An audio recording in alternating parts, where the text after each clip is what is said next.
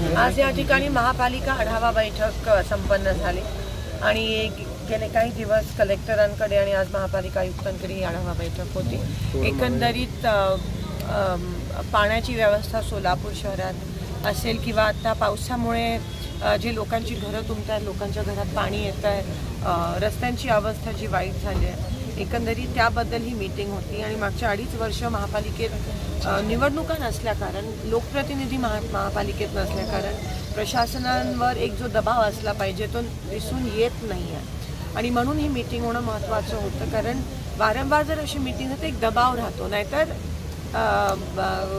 दबाव नसल्या कारण अधिकारी पण थोडेसे सुस्त होऊन जातात, त्यांना जागा करण्याची वेळ आली आहे। आणि आज आढावा घेतला, मेन म्हणजे सोलापूर शहरामध्ये रोज पाणी पुरवठा झाला पाहिजे ह्या अनुषंगाने देखील ही मीटिंग होती। नोव्हेंबरपर्यंत आपली जी दुहेरी पाईपलाईन आहे त्याचं काम पूर्ण होतं आहे असं आम्हाला आश्वासन तरी आता शब्द दिला आयुक्त मॅडमनी आणि त्याच्यानंतर जो आपला पाण्याचा प्रश्न आहे तो बऱ्यापैकी कायमस्वरूपी मिटेल।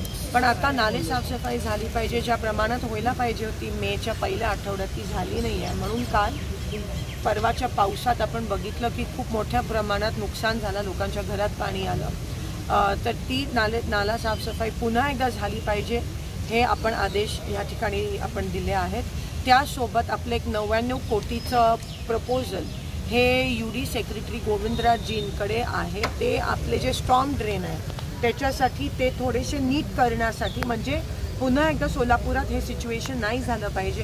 तर गोविंदराजजींशी बोलणं झालं की ते आम्हाला ताबडतोब करून द्या, तुमच्या टेबलवर त्याला मान्यता प्राप्त करून द्या आणि एक 433 कोटीचं जे देखील ड्रेनेजचं प्रपोजल त्यांच्या टेबलवर आहे UD सेक्रेटरी।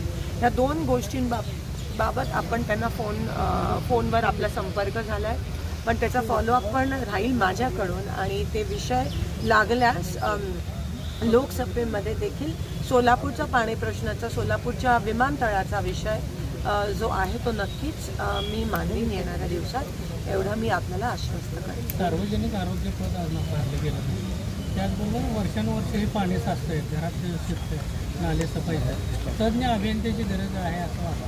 नाही, 100% इकडे अभियंत्याची गरज आहे, ऑडिटची गरज आहे।